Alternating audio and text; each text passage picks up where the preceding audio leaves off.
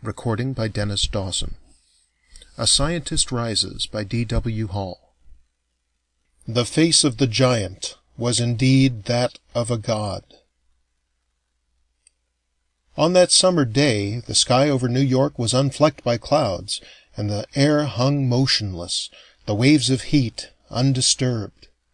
The city was a vast oven, where even the sounds of the coiling traffic in its streets seemed heavy and weary under the press of heat that poured down from above. In Washington Square the urchins of the neighborhood splashed in the fountain, and the usual midday assortment of mothers, tramps, and out-of-works lounged listlessly on the hot park benches. As a bowl, the square was filled by the torrid sun, and the trees and grass drooped like the people on its walks. In the surrounding city men worked in sweltering offices, and the streets rumbled with the never-ceasing tide of business. But Washington Square rested. And then a man walked out of one of the houses lining the square, and all this was changed. He came with a calm, steady stride down the steps of a house on the north side, and those who happened to see him gazed with surprised interest, for he was a giant in size. He measured at least 11 feet in height, and his body was well formed and in perfect proportion. He crossed the street and stepped over the railing into the nearest patch of grass, and there stood with his arms folded and legs a little apart. The expression on his face was preoccupied and strangely apart, nor did it change when almost immediately from the park bench nearest him a woman's excited voice cried, "Look! Look! Oh, look!" The people around her craned their necks and stared, and from them grew a startled murmur. Others from farther away came to see who had cried out, and remained to gaze, fascinated at the man on the grass. Quickly the murmur spread across the square, and from its every part men and women and children streamed toward the center of interest, and then, when they saw, backed away slowly and fearfully, with staring eyes from where the lone figure stood.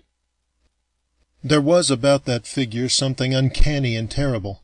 There in the hot midday hush, something was happening to it which men would say could not happen, and men seeing it backed away in alarm. Quickly they dispersed. Soon there were only white, frightened faces peering from behind buildings and trees. Before their very eyes the giant was growing.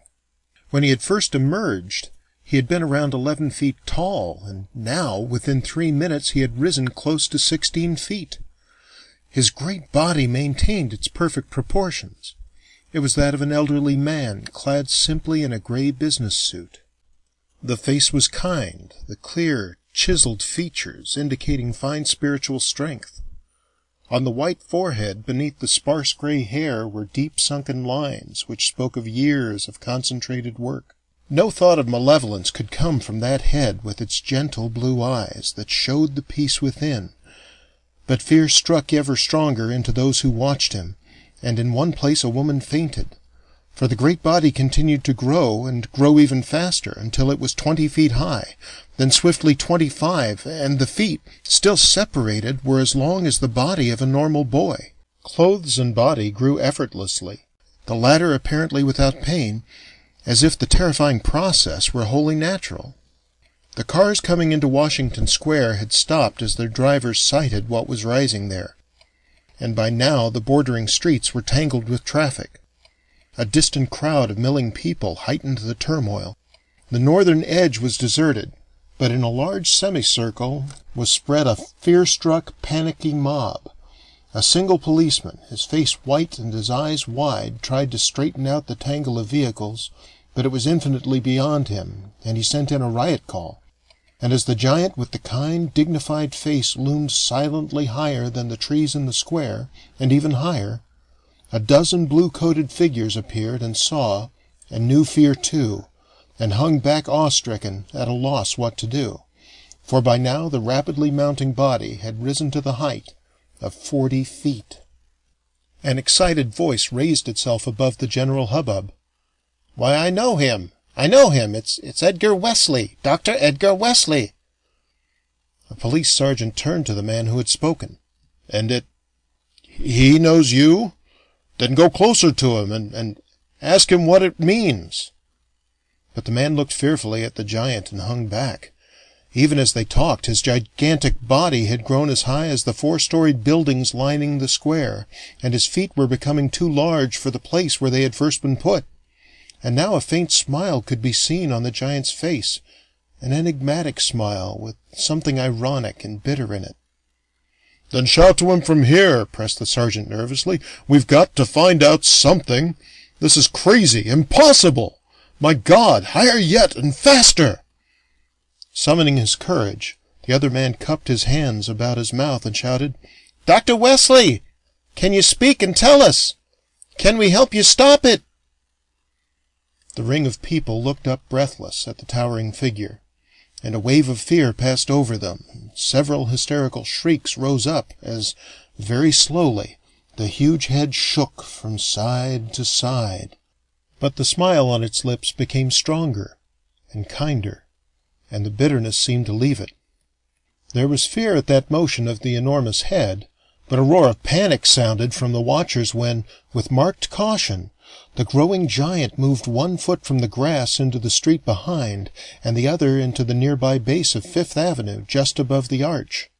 Fearing harm, they were gripped by terror, and they fought back while the trembling policemen tried vainly to control them. But the panic soon ended when they saw that the Leviathan's arms remained crossed, and his smile kinder yet. By now he dwarfed the houses, his body looming 150 feet into the sky. At this moment a woman back of the semicircle slumped to her knees and prayed hysterically. "Someone's coming out of his house!" shouted one of the closest onlookers. The door of the house from which the giant had first appeared had opened, and the figure of a middle-aged, normal-sized man emerged. For a second he crouched on the steps, gaping up at the monstrous shape in the sky, and then he scurried down and made at a desperate run for the nearest group of policemen. He gripped the sergeant and cried frantically, "That's Dr. Wesley! Why don't you do something? Why don't—" "Who are you?" the officer asked, with some return of an authoritative manner. "I work for him. I'm his janitor. But can't you do anything? Look at him! Look!" The crowd pressed closer. "What do you know about this?" went on the sergeant. The man gulped and stared around wildly. "He's been working on something many years. I don't know what, for he kept it a close secret. All I knew is that an hour ago I was in my room upstairs when I heard some disturbance in his laboratory on the ground floor. I came down and knocked on the door, and he answered from inside and said that everything was all right." "You didn't go in?" "No, I went back up, and everything was quiet for a long time. Then I heard a lot of noise down below, a smashing, as if things were being broken. But I thought he was just destroying something he didn't need, and I didn't investigate. He hated to be disturbed. And then, a little later, I heard them shouting out here in the square, and I looked out and I saw him, just as I knew him, but a giant. Look at his face. Why, he has the face of a god. He's as if he were looking down on us and pitying us." For a moment all were silent as they gazed, transfixed, at the vast form that towered 200 feet above them. Almost as awe-inspiring as the astounding growth was the fine, dignified calmness of the face. The sergeant broke in. "The explanation of this must be in his laboratory. We've got to have a look. You lead us there." The other man nodded, but just then the giant moved again, and they waited and watched. With the utmost caution, the titanic shape changed position. Gradually, one great foot, over 30 feet in length, soared up from the street and lowered farther away, and then the other distant foot changed its position, and the Leviathan came gently to rest against the tallest building bordering the square, and once more folded his arms and stood quiet. The enormous body appeared to waver slightly as a breath of wind washed against it. Obviously it was not gaining weight as it grew. Almost, now, it appeared to float in the air. Swiftly it grew another 25 feet, and the gray expanse of its clothes shimmered strangely as a ripple ran over its colossal bulk. A change of feeling came gradually over the watching multitude. The face of the giant was indeed that of a god in the noble, irony-tinged serenity of his calm features. It was as if a further world had opened, and one of divinity had stepped down, a further world of kindness and fellow-love, where were none of the discords that bring conflicts and slaughterings to the weary people of earth.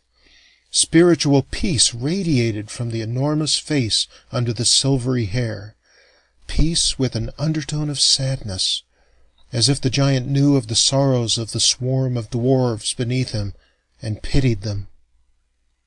From all the roofs and the towers of the city, for miles and miles around, men saw the mammoth shape and the kindly smile grow more and more tenuous against the clear blue sky.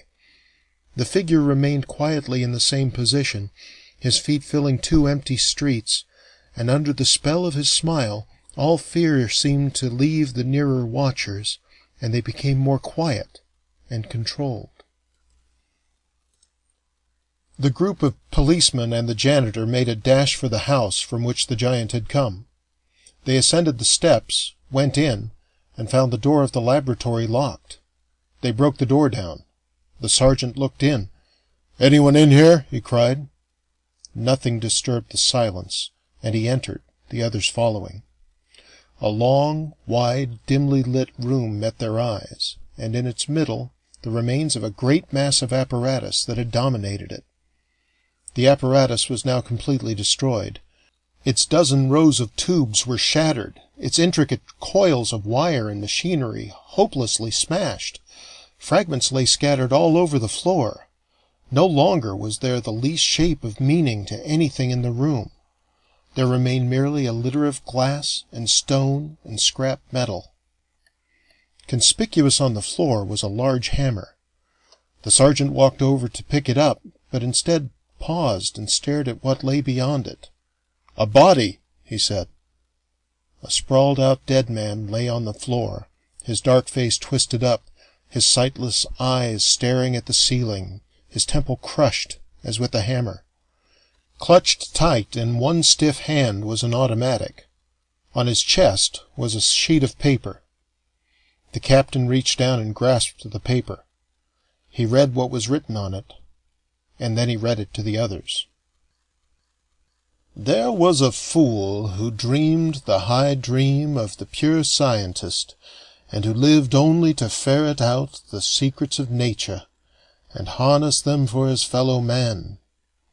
He studied and worked and thought, and in time came to concentrate on the manipulation of the atom, especially the possibility of contracting and expanding it, a thing of greatest potential value. For 9 years he worked along this line, hoping to succeed and give new power, new happiness, a new horizon to mankind. Hermetically sealed in his laboratory, self-exiled from human contacts, he labored hard. There came a day when the device into which the fool had poured his life stood completed and a success. And on that very day an agent for a certain government entered his laboratory to steal the device. And in that moment the fool realized what he had done, that from the apparatus he had invented not happiness and new freedom would come to his fellow men, but instead slaughter and carnage, and drunken power increased 100-fold. He realized suddenly that man had not yet learned to use fruitfully the precious, powerful things given to them, but as yet could only play with them like greedy children, and kill as they played. Already his invention had brought death, and he realized, even on this day of his triumph, that it and its secret must be destroyed, and with them he who had fashioned so blindly. For the scientist was old. His whole life was the invention, and with its going there would be nothing more. And so he used the device's great powers on his own body, and then with those powers working on him, he destroyed the device and all the papers that held its secrets. Was the fool also mad? Perhaps, but I do not think so. Into his lonely laboratory with this marauder had come the wisdom that men must wait, that the time is not yet for such power as he was about to offer. A gesture, his strange death, which you who read this have seen? Yes, but a useful one, for with it he and his invention and its hurtful secrets go from you, and a fitting one, for he dies through his achievement, through his very life. But in a better sense he will not die, for the power of his achievement will dissolve his very body among you infinitely. You will breathe him in your air, and in you he will live incarnate until the later time when another will give you the knowledge he now destroys, and he will see it used as he wished it used. E.W. The sergeant's voice ceased, and wordlessly the men in the laboratory looked at each other. No comment was needed. They went out. They watched from the steps of Edgar Wesley's house. At first sight of the figure in the sky, a new awe struck them, for now the shape of the giant towered a full 500 feet into the sun, and it seemed almost a mirage, for definite outline was gone from it. It shimmered and wavered against the bright blue like a mist, and the blue shone through it, for it was quite transparent. And yet still they imagined they could discern the slight, ironic smile on the face, and the peaceful, understanding light in the serene eyes, and their hearts swelled at the knowledge of the spirit, of the courage, of the fine, far-seeing mind of that outflung titanic martyr to the happiness of men. The end came quickly. The great misty body rose.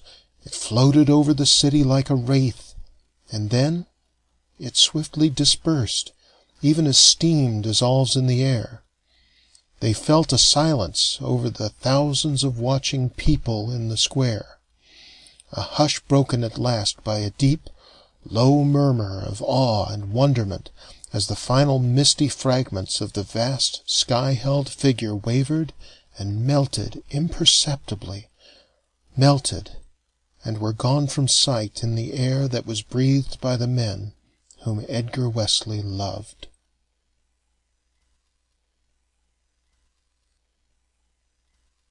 End of A Scientist Rises by D.W. Hall. Recording by Dennis Dawson, Cupertino, California. www.epcomm.com/ddawson